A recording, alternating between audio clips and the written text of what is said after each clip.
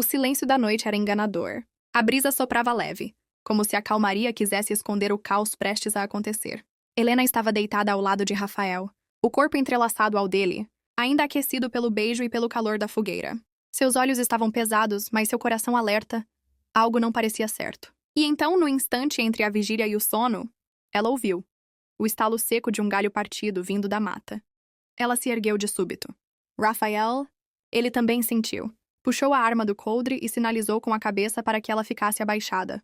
Mas foi tarde demais. O clarão de um tiro atravessou a escuridão, e a bala passou a poucos centímetros do rosto dele, acertando uma árvore atrás. De dentro das sombras, 3 homens armados surgiram, encapuzados, mirando direto neles. Rafael atirou 2 vezes, acertando um dos agressores no ombro, mas logo foi imobilizado por trás. Helena gritou quando viu o sangue escorrer pelo braço dele. Um dos homens a agarrou, segurando-a com força pelo pescoço.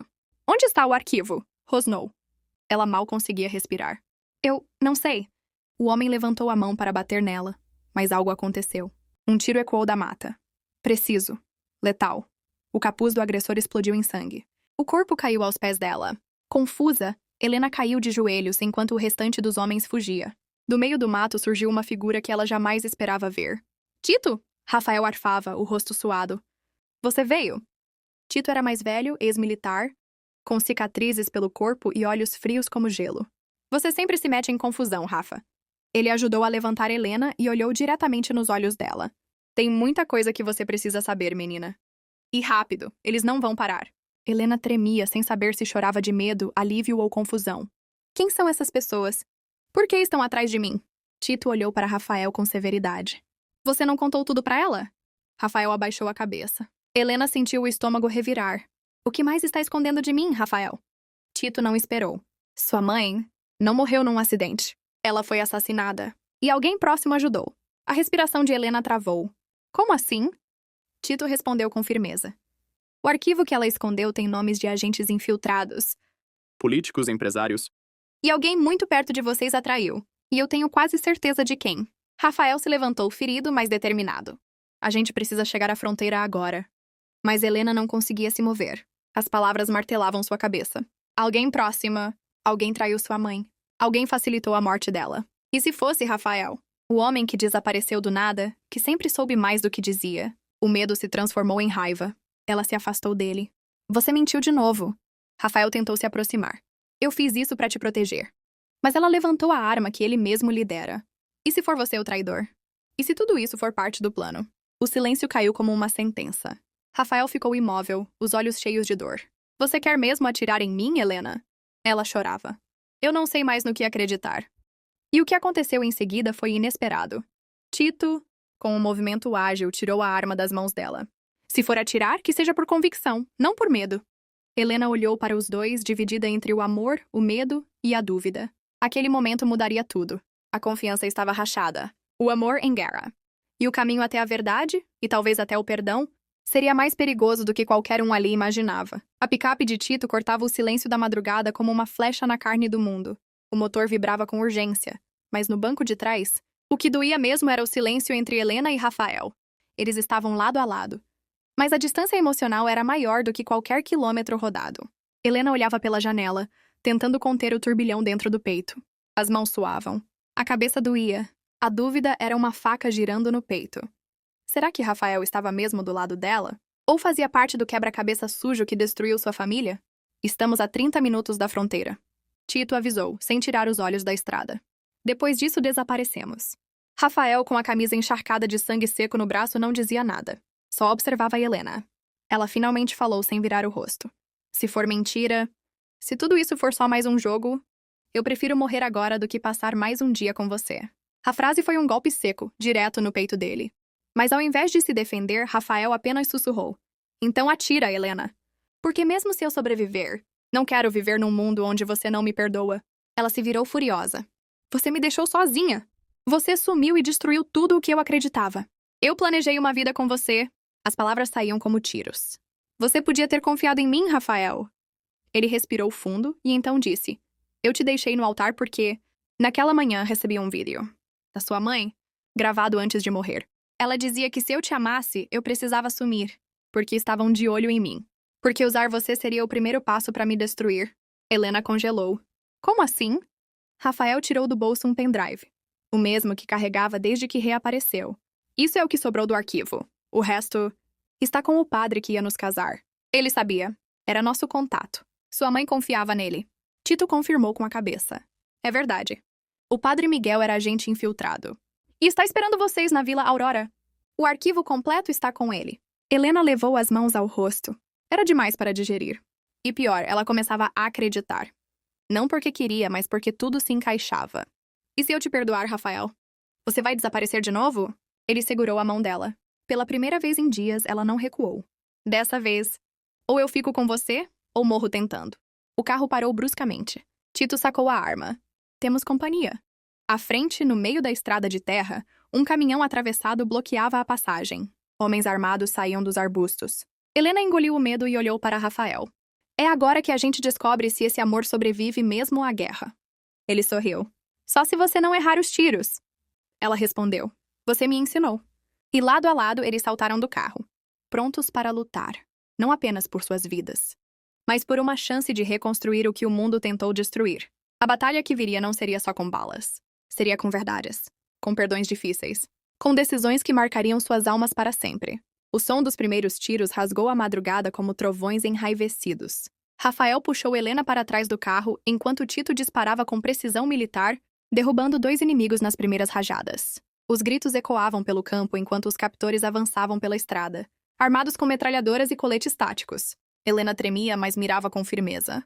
A adrenalina substituía o medo, e seu coração pulsava num ritmo frenético que parecia sincronizado ao de Rafael. Temos que abrir caminho pela lateral, gritou ele enquanto ela recarregava a arma com mãos trêmulas. Tito os cobria com disparos incessantes, mas estava ficando sem munição. Helena avistou uma trilha estreita à direita, encoberta por arbustos e sombra. Ali! Se corrermos, conseguimos despistar por trás. Rafael a seguiu, disparando sem olhar, abrindo caminho entre os arbustos. Os estalos das balas cortavam o ar e a terra explodia a cada passo. Mas foi quando alcançaram uma clareira que a reviravolta chegou. Brutal, seca, absurda. Um homem saiu das sombras. Vestia preto, luvas e usava um colar dourado. Era o mesmo símbolo do colar da mãe de Helena. E o rosto dele era conhecido. Muito conhecido. Padre Miguel? O Helena sussurrou estupefata. O padre, ou o que restava dele, sorria com amargura. Achei que vocês demorariam mais. Rafael levantou a arma, mas algo no olhar de Miguel o fez hesitar. Você era o contato. O guardião do arquivo. Miguel riu. Fui, durante anos. Até perceber que guardar a verdade só serve para proteger mentiras maiores. E agora, sou quem decide o que sobrevive. Helena sentia as pernas falharem. Você traiu minha mãe? Miguel caminhou devagar até eles. Ela queria mudar o mundo, querida. Mas o mundo não muda. Ele engole quem tenta. Eu apenas decidi sobreviver. Então, num movimento inesperado, ele apontou a arma direto para Rafael. Ela já perdeu a mãe. Perder você será só uma continuação natural. E puxou o gatilho. O estampido foi seco. O tempo pareceu parar. Mas não foi Rafael quem caiu. Foi Tito. Ele tinha saltado na frente no último segundo, tomando o tiro no peito. O velho soldado caiu de joelhos, tossindo sangue. Rafael correu para ele, desesperado. Não, não! Helena gritou, atirando contra Miguel, acertando-o no ombro. Ele fugiu, cambaleando, desaparecendo novamente na escuridão de onde viera. Os sons da batalha se dissiparam aos poucos. Os homens dele recuaram, talvez sem líder, talvez sem fé. Rafael segurava Tito nos braços. O sangue manchava a terra. Por quê? Você fez isso? Ele perguntou. Tito sorriu, fraco. Porque você é meu irmão. E porque ela merece saber o que é o amor. Sem mais perdas. A mão de Tito tremia ao entregar um pedaço de papel manchado de sangue. Última coordenada. O arquivo está lá. E então os olhos dele se fecharam. A alma de um homem que lutou nas sombras, por toda a vida, finalmente encontrou descanso. Helena caiu de joelhos. Chorou não só pela perda de Tito, mas pelo peso esmagador da verdade. Ela olhou para Rafael. E mesmo com tudo, mesmo com a dor, mesmo com o sangue que cobria as mãos dele, ela ainda o amava. A gente vai até o fim, ela disse. Ele assentiu, os olhos vermelhos. Juntos, sem mais mentiras. O céu acima começava a clarear, mas o que os esperava adiante? Ainda era uma escuridão que eles mal começavam a entender. O sol começava a nascer quando Helena e Rafael cruzaram os portões enferrujados da Vila Aurora. A cidadezinha, esquecida entre montanhas e névoas densas, parecia suspensa no tempo. As casas de madeira tinham janelas trancadas, e a praça principal estava vazia, exceto por um velho poço no centro e um sino quebrado pendurado numa estrutura de ferro. Nada indicava que ali existia um santuário para um segredo tão mortal. Mas Rafael sabia, e Helena sentia. Cada passo naquela vila fazia o coração dela bater mais forte, não por medo, mas por uma sensação estranha de que tudo estava prestes a se alinhar. Aqui foi onde sua mãe escondeu o resto do arquivo, Rafael disse, parando diante de uma capela antiga, coberta de eras secas. E aqui foi onde eu descobri o que realmente significa amar alguém a ponto de destruir a si mesmo. Helena não respondeu. Seu peito doía com as memórias, os nomes traídos, as perdas recentes. Entraram juntos na capela. A luz entrava por frestas, iluminando um altar coberto por uma manta vermelha. Atrás dele, um vitral em forma de chama e coração. Rafael caminhou até uma cruz de madeira e a girou levemente. Um compartimento secreto se abriu no chão, revelando uma pequena caixa metálica. É isso? Ela perguntou.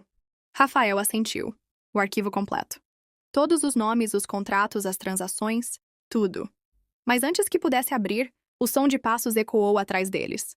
Miguel, ainda com sangue no ombro, sujo, desfigurado, mas vivo. Entreguem isso, agora. Ele apontava a arma com a mão trêmula. Vocês não entendem o que esse arquivo significa. Se for divulgado, o caos vai se instalar. Guerras, caças às bruxas, países vão ruir. Rafael colocou-se na frente de Helena. Então que ruam. Chega de acobertar monstros. Miguel rangeu os dentes. Você não entende, Rafael. Eu amava a mãe dela. Eu tentei avisar. Mas ela não me ouviu. Helena congelou. Você amava minha mãe? Ele assentiu. Mais do que qualquer coisa. Mas ela escolheu a verdade. E isso a matou. Rafael apertou a mão dela. E você escolheu sobreviver, matando tudo que ela acreditava. Miguel estava prestes a atirar quando Helena gritou, não! Ela se colocou entre os dois. Se você me amava, me deixe decidir o que fazer com isso. Miguel hesitou. As lágrimas escorriam no rosto sujo. E então abaixou a arma. Largou-a no chão. Faz doer menos, se for você. E saiu da capela cambaleando, desaparecendo pela névoa de aurora. Rafael entregou a caixa nas mãos de Helena. E agora? Ela abriu. Dentro, pendrives, documentos, fotos, áudios. Provas incontestáveis. Ela ficou em silêncio por longos segundos. Então respirou fundo. Vamos divulgar. Mas primeiro, vamos viver. Rafael a encarou surpreso. Como assim? Quero uma semana. Uma semana só nossa. Sem armas, sem fuga. Sem morte, só amor. Ele sorriu. É o tempo que eu precisava para te pedir em casamento. De novo. Helena riu entre lágrimas. Dessa vez, se você sumir, eu mesma te caço. O beijo que selou aquela promessa foi diferente de todos. Não era um recomeço. Era um replantio. Do que sobrou depois da guerra. Do que ainda podia florescer mesmo entre ruínas. 7 dias. Foram apenas 7 dias entre as montanhas. Longe do mundo, mas pareciam uma vida inteira. Rafael e Helena encontraram abrigo numa casa abandonada na beira do lago, a alguns quilômetros da Vila Aurora. Não havia eletricidade. Dormiam com velas e com o calor um do outro. Cozinhavam com o que conseguiam pescar ou colher. Mas ali, no silêncio da natureza, nos olhares compartilhados à beira da água, nos beijos sem pressa ao amanhecer, eles encontraram aquilo que o mundo lhes negara por tanto tempo. Paz. E pela primeira vez desde que Helena era apenas uma menina assustada com a ausência da mãe, ela sentiu o peito leve. Porque ali, entre lençóis improvisados e promessas sussurradas sob as estrelas, ela soube que não estava mais sozinha. Rafael havia mudado. Não era mais o soldado sombrio que guardava segredos atrás de silêncios. Era um homem ferido, sim, mas inteiro no amor que sentia por ela. E ela por fim podia amá-lo sem medo. No 8º dia, eles partiram. O plano era simples: divulgar o arquivo completo ao mundo. Usar canais anônimos, repórteres confiáveis e espalhar as provas como faíscas no vento. Em menos de 24 horas, o conteúdo chegou a jornalistas, organizações internacionais e fóruns públicos. Nomes de políticos, militares, empresários e até líderes religiosos vieram à tona. A rede que assassinara sua mãe desmoronava ao vivo, diante dos olhos de um mundo chocado. Helena assistia da varanda de um hotel simples, segurando a mão de Rafael, sentindo uma paz estranha invadir o peito. Ela conseguiu, disse ele. Vocês duas conseguiram. Ela sorriu com lágrimas nos olhos. A verdade. Não curou tudo, mas limpou o caminho. Naquela noite, enquanto celebravam a liberdade silenciosa conquistada com sangue, Rafael ajoelhou. Não havia anel, não havia flores, mas havia verdade. Casa comigo, Helena? Não como fuga, não como promessa de segurança, mas como pacto de amor, de alma. Ela riu, surpresa, com o coração transbordando. É claro que sim, seu idiota.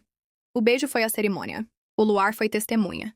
O futuro, enfim, era deles. Meses depois, um pequeno vilarejo no sul da Itália recebeu 2 novos moradores. Ela abriu uma livraria chamada Última Página, o nome que usaria se algum dia escrevesse tudo o que vivera. Ele se tornou carpinteiro. Construiu com as próprias mãos cada prateleira, cada banco, cada cantinho do espaço onde ela lia para crianças e escondia, entre os livros, cartas para ele. Cartas de amor, escritas mesmo nos dias em que estavam sob o mesmo teto. Cartas que diziam: você me salvou sem prometer salvação. Me amou sem me prender. Me ensinou que o amor não é sobre esquecer a dor. É sobre escolher viver com ela, juntos. Mas o mundo não esqueceu o que eles revelaram. Foram perseguidos. Tiveram que desaparecer de novo por um tempo. Mudaram de nomes. Mas onde quer que fossem, deixavam sementes. Histórias. Rastros de esperança. E a cada casal que ajudavam, a cada injustiça que combatiam nas sombras, Helena dizia: o amor não é o fim. É a centelha. Anos se passaram. Envelheceram. Riram. Choraram. Nunca deixaram de lutar. Nem um pelo outro. Nem pelos outros. E quando finalmente chegou o dia em que Rafael partiu, já velho, sorrindo, com os olhos fixos nos dela, Helena não chorou com desespero. Chorou com gratidão, por ter vivido algo que nem os livros mais lindos sabiam descrever. E então ela escreveu. Escreveu tudo. Cada fuga, cada mentira, cada beijo, cada tiro. E ao final do manuscrito, uma dedicatória. A todos que amam com coragem, mesmo quando o mundo queima ao redor. Essa é a nossa história. Essa foi a nossa verdade. Essa foi a nossa promessa em chamas.